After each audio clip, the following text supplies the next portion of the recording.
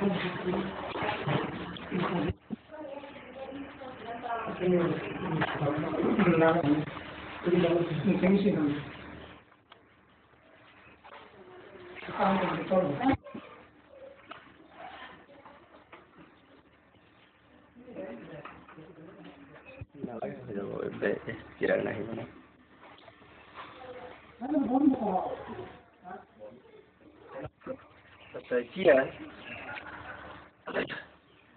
আজি এটা video' camera কিবা লৈ যিখিনি কাম কৰিছোঁ ইয়াৰ উদ্দেশ্য হৈছে কি আমাৰ এইখন সমাজ কল্যাণ উন্নয়ন সমিতি চেণ্ট্ৰেল এক্সিকিউটিভ কাউন্সিলখন তাতে কিমান সত্য আৰু কিমান অসত্য ইয়াৰ পৰিমাণটো ইয়াৰ কথাষাৰ মানে আমি ৰাষ্ট্ৰপতিলৈ প্ৰেৰণ কৰি পঠিয়াব লাগে। গতিকে কিছুমান সমাজ লাগিছিল আমাক এতিয়া সমাজটো নাই তথাপিতো যিখিনি আমি যিটো কৈ মাতি মানে ধৰি লওক ওপৰ মহলত দেখুৱাব লাগে বা শুনাব লাগে সেইটো কাৰণতে আমি মুভি কেমেৰাটোৰ হেৰিয়াৰ ওপৰতে ভৰসা কৰি এতিয়া বৰ্তমান কিছু কথা ক'ম আৰু কাম কাজো কিছুমান আমি আগবঢ়াইছোঁ বা কৰি আছোঁ। এতিয়া আমাৰ এই কাউণ্টাৰটো বৰ্তমান গুৱাহাটীতে ৰৈ আছে, তাৰমানে আমাৰ ইয়ালৈকে আনিব পৰা নাই। আৰু তাতে আজি 2.5 মাহমান হৈছে মোৰ মানে ৰোগেই ৰোগ আজি নিশাও প্ৰায় ৰোগেই। কিন্তু আমাৰ এই কাউন্সিলখন এতিয়া বৰ্তমান গভ আণ্ডাৰটেকিং তাৰমানে অৰ্ধ চৰকাৰ বুলি কয়, ছেমি গভমেণ্ট বুলি কয় নহয়, এইটো ছেমি গভমেণ্ট বনোৱা হৈ গ'ল। কিন্তু বনোৱা হৈছে যদিও আমি বেচৰকাৰী হিচাপতহে বস্তুটো কৰি থকা হ'ব। আৰু ইয়াৰ আগমুহূৰ্তত আমাৰ চাইনবোৰ্ডত মানে গভ বুলি লিখা শব্দটো লিখা নহ'ব। কিন্তু গভ ছাইডৰ ফালৰ পৰা আমি বিভিন্ন ধৰণৰ কাম পাম, বিভিন্ন ধৰণৰ সহায় সহানুভূতি পাম। যেনিবা আমি DRDA আৰু ইম্পৰ্ট এক্সপৰ্ট আৰু কেনেকৈ ফৰেন কিছুমান সাহায্যৰ ফৰ্মুলা কিবা বস্তুবিলাক আমি সেই বস্তুবিলাক মানে ইতিমধ্যে আনিবলৈ কাৰণে আমাৰ এই অফিচত ডাইৰেক্ট অফিচৰ যোগেদি পাব্লিকক সহায় সহানুভূতি কৰিবলৈ আমি এতিয়া বৰ্তমান সেইবিলাক কাম কাজ চলাই থকা হৈছে। তাৰে 4টা বস্তুৰ ভিতৰত এটা বস্তুহে আহি পাইছে যে ইনকাম টেক্স ফ্ৰী, যিটো আমাৰ ইনকাম টেক্স ফ্ৰী বস্তু এইখিনি আহি পাইছে। এতিয়া বৰ্তমান আমাৰ FCR তাৰমানে ফৰেন চাৰ্টিফিকেট আহি পাবলৈ আহি পোৱাহি নাই। আৰু তাৰে পিছতে আমাৰ যিটো অল বেংক এজেঞ্চিৰ কাৰ্ডখন আহি পোৱা নাই। আৰু তাৰপিছত আমাৰ কাউন্সিলৰ কাৰ্ডখন আহি পোৱা নাই। এই 3টা বস্তু আহি পাবলৈ আমাৰ বৰ্তমানলৈকে মানে হেৰি হৈ আছে, কিন্তু আহি পাবহি, কিন্তু আহি পোৱাহি নাই। গতিকে আমি বৰ্তমান ভিতৰীয়া আণ্ডাৰগ্ৰাউণ্ড তাকত ইমানলৈকে হ'ল আৰু ইমানলৈকে কাম কৰা হৈ গ'ল। আৰু তাৰে পৰা আমি এতিয়া বৰ্তমান আকৌ আমাৰ যিটো অল বেংকৰ এজেঞ্চি তথা ফৰেনৰ কিবা যিবিলাক আঁচনি সেইবিলাকক ধৰিবলৈ কাৰণে ইতিমধ্যে আমি আকৌ ফৰ্ম আদি কৰিও অনা হ'ল।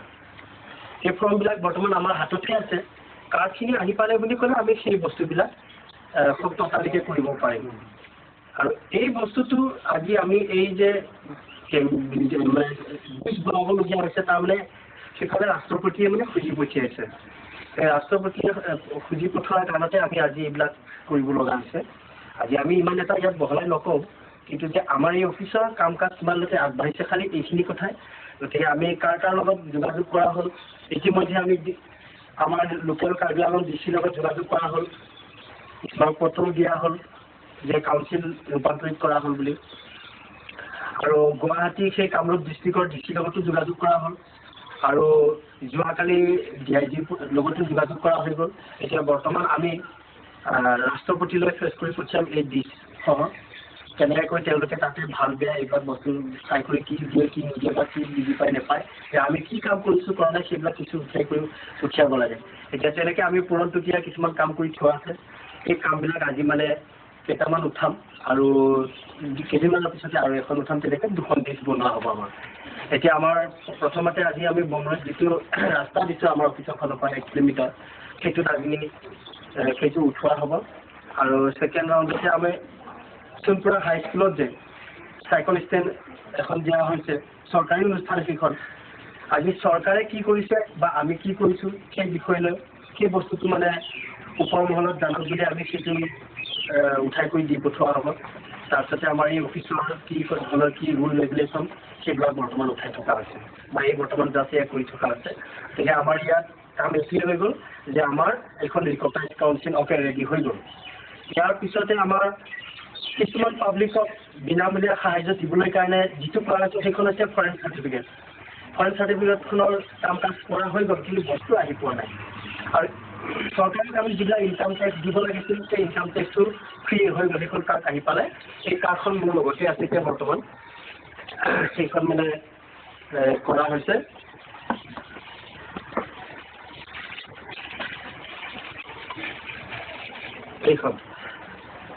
এইখন তাৰমানে এইখন ইনকাম টেক্স ফ্ৰী কাৰ্ড, এইটো গভ অফ ইণ্ডিয়া বুলি আছে, আয়কৰ বিভাগ। গতিকে তেনেকৈ আমি এইটো আনিলোঁ। তাৰপিছত এনেকৈ কাৰ্ড আৰু 3খন আহিবলৈ বাকী আছে। আচ্ছা, এনেকৈ কাৰ্ড আৰু 3খন আহিবলৈ আছে, ফৰেন চাৰ্টিফিকেট। তাৰপিছতে আমাৰ কাউন্সিল মানে গভ অফ ইণ্ডিয়া সমাজ কল্যাণ উন্নয়ন সমিতি, চেণ্ট্ৰেল এক্সিকিউটিভ কাউন্সিল, এইটো বুলি আহিব তাৰমানে। তাৰপিছত আমাৰ এইখিনি আহি পোৱাৰ পাছতে আমাৰ লগত আৰু বস্তু আছে, মানে সেই বস্তুটো কৰা হ'ব। এইখন ফৰ্ম মানে এইখন ফৰ্মৰ লগত গাঁঠি গুঠি দি পঠোৱা হ'ব। এইখন ফৰ্ম লগত আৰু আমাৰ কিছুমান এইবিলাক বস্তু জেৰাইজ কৰি মানে পঠিওৱা হ'ব। এইবিলাক বস্তু চব অল বেংকত পাবগৈ। তাৰপিছতে তেনেকৈ আমাৰ এইখন ফৰ্ম আছে। এইখন ফৰ্ম হৈছে কি, office of the joint director general of foreign trade, এইটো বুলি হেৰি কৰিছে। এখন এপ্লিকেশ্যন তাৰমানে এইটো ফৰ্ম, যিটো আমি তাৰমানে এতিয়া পাব্লিকৰ কাৰণে ধৰি লওক আমাৰ যিবিলাক দুখীয়া আছে তাৰমানে পৰিয়াল কল্যাণ বুলি কয় শব্দটো, আমাৰ তেনেকৈ ফৰ্মো আছে। সেই পৰিয়াল কল্যাণসকলৰ কাৰণে তাৰমানে যিসকল পৰিয়ালে দুখীয়া শ্ৰেণীৰ পৰিয়াল তাৰমানে নিজস্ব হিচাপত চলাই কৰি থকাকে সেইকাৰণে আমাৰ ইয়াত মেম্বাৰ হ'ব লাগিব। মেম্বাৰ হোৱাৰ পাছতে তেওঁলোকক আমি একোটা মানে যিটো পৰিয়াল কল্যাণ বুলি ফৰ্ম আছে, এই ফৰ্মখনত মানে ইঞ্চুৰেঞ্চ খুলিবলৈ দিয়া হ'ব। ইয়াৰ পৰা সেই ইঞ্চুৰেঞ্চখন মানে গাঁঠি গুঠি আমি অল বেংকলৈ ফ্ৰণ্টলৈ পঠিওৱা হ'ব। তাৰমানে যে এইখিনি দুখীয়া পৰিয়াল, এই দুখীয়া পৰিয়ালটোৰ কাৰণে বছৰত 2টা কিস্তি আহে, কিমানকৈ 10,000 টকা। যদি 1 লাখ হয় 1 লাখেই আহি যায়, কিন্তু 5 লাখৰ ভিতৰত 1 লাখে ধনী মানুহ আছে, 4 লাখ দুখীয়া, 4 লাখৰ কাৰণে 10,000কে টকা আহে। গতিকে এই 10,000 টকা সেই আমাৰ ডিষ্ট্ৰিক্ট বা ষ্টেট কাউন্সিল বা ইণ্ডিয়ান সেই সদনবিলাকে কি কৰিছে তাৰমানে তেওঁলোকে একো কৰিব পৰা নাই। গতিকে চৰকাৰে কৰিব নোৱাৰা কামখিনি আমি কৰিব লাগে, আৰু তেওঁলোকে কেনে পৰ্যায়ত কাম কৰিছে কৰা নাই তাৰ বাবে আমি CBI কৰিব লাগে। তাৰমানে ইমানটোলৈকে আমাৰ ছুপাৰ পাৱাৰ মানে এই আমাৰ ৰিকগনাইজ কাউন্সিলখনত দিছে, কিন্তু আমি এতিয়া বৰ্তমান তেনেকৈ চলোৱা কৰা নাই। কিন্তু এই আৰম্ভণি আমি এইখিনি বস্তু JIG ওচৰত ফেচ কৰাৰ পিছতে আমি এই কামবিলাক চুৰু কৰিম তাৰমানে। গতিকে পাব্লিকৰ কাৰণতে এনে ফ্ৰী তেনেকৈ 10,000 টকা বছৰত 2টা কিস্তি আহে, আৰু 24,000 25,000কে এটা ফ্ৰী সাহায্য আহে। সেইবিলাক বিধৱা, কোনোবা বৰলা, কোনোবা বিকলাংগ, কোনোবা একেবাৰে মাতিবই নাইকিয়া দুখীয়া শ্ৰেণী, সেইবিলাকৰ কাৰণে। গতিকে আমাৰ এইখন অনুষ্ঠান তথা এই ৰিকগনাইজখন সমাজ কল্যাণ অনুষ্ঠানখন আমাৰ এইটোৱেই হৈছে মেইন প্ৰভাৱ, দুখীয়া শ্ৰেণীৰ উন্নতি সাধন কৰা। আৰু ইয়াত এইটোৰ পৰা মাতি নাথাকিলেও সি যে সুখেৰে শান্তিৰে খাব পাৰিব সেইটো চিৰ সত্য, আৰু সেইটো আমাৰ বিশ্বাস, আৰু আমি কৰিবও পাৰিম। সেই চৰকাৰে যদি আমাক এনেধৰণৰ যিবোৰ বস্তু আমি কৰিছোঁ, তেওঁলোকৰ ওচৰত যিবিলাক আমি প্ৰেৰণ কৰি আছোঁ, সেইমতে যদি আমাক সেই ধন টকা পইচা দি পঠিয়াই দিয়ে, আমি যদি পাওঁ, তেতিয়াহ'লে নিশ্চয় আমি দুখীয়া পৰিয়ালখিনিক, দুখীয়া সমাজখিনিক, যিখিনি সমাজ সুৰক্ষাবিহীন হৈ আছে, নিজৰকো মানে সুৰক্ষাবিহীন হৈ আছে, সেইবিলাক আমি সমান পৰ্যায়ত মানে অথৰিটি ৰাখিবলৈ কাৰণে আমি আমাৰ ক্ষমতা আছে বুলি সেইটো চিৰ সত্য বিশ্বাস আৰু কৰিব পাৰিম। কিন্তু সেইখিনি চৰকাৰে আমাক দিব লাগিব সাহায্য, আৰু সেইটো কাৰণতে আজি আমি সেইবিলাক কিমান সত্য অসত্য বুলি এই বস্তুটো কৰা হৈছে। বস্তু মানে আমাৰ লিষ্ট বনোৱা হৈছে। সেইটোৱে আৰু তাৰে পৰা মানে এই যে এটুকুৰা মাটি থাকিলেও যে ধনী হ'ব খাবলৈ পাৰিব সুখেৰে ইয়াৰ অৰ্থ বা ইয়াৰ গুৰুত্বপূৰ্ণ পদাৰ্থ অৰ্থ হৈছে কি বাপেকেও ল'ব পাৰে ঋণ মুঠতে আমাৰ পৰিয়াল গোটেই পৰিয়ালটো আহি মেম্বাৰ হ'লে হ'ল পৰিবাৰটোও ল'ব পাৰে সন্তানো ল'ব পাৰে ল'ৰা ছোৱালীও ল'ব পাৰে যেতিয়া এখন ঘৰত ল'ৰা ছোৱালী সহ মিলাই 7টা পৰিয়াল আছে 7জনকে আমি যেতিয়া লোন দি দিলোঁ ব্যক্তিগত ধৰণে নাই ব্যৱসায়টো তেতিয়া নিজস্ব স্বশক্তিৰে আগবাঢ়িব পাৰিলে নাই সেইখন পৰিয়াল কি দুখীয়া হ'ল তেতিয়াহ'লে চলিব পাৰিল আৰামছে আমাৰ প্ৰধান মূল মন্ত্ৰ হৈছে এইটো আমাৰ এই অনুষ্ঠান বা এই কাউন্সিলৰ মূল উদ্দেশ্য হৈছে এইটোৱে যে দুখীয়া শ্ৰেণীৰ উন্নতি সাধন কৰিব পৰা ক্ষমতা আছে নে নাই এইটো বিবেক আৰু এইটো কোনোবা এজন ইয়াৰ মনমোহন সিং কোনোবা তৰুণ গগৈ আৰু ইয়াত কোনোবা চিএমএ থাকক ব্ৰেইনত আজিলৈকে কাৰো ব্ৰেইনত অহা নাই এই বস্তুটো কৰিবলৈ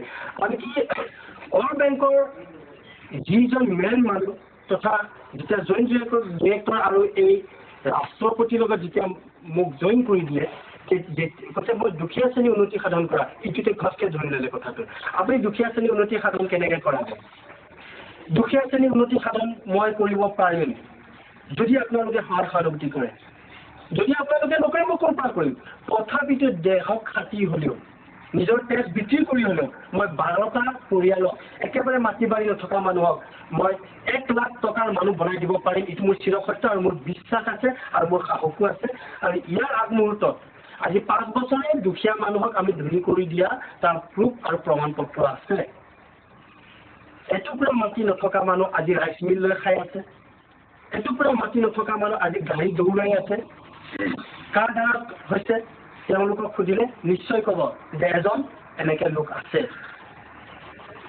সেইটোৰ কাৰণতে আমাৰ এই অনুষ্ঠানত বৰ্তমান ৰাইজক বিশ্বাস দিয়াবলৈ কাৰণে খুব দেৰি লাগিব আৰু খুব কঠিন হ'ব কিয় বাহিৰা ঠাইত স্বাৰ্থৰ লোকসকলে হেৰাছমেণ্ট বেছি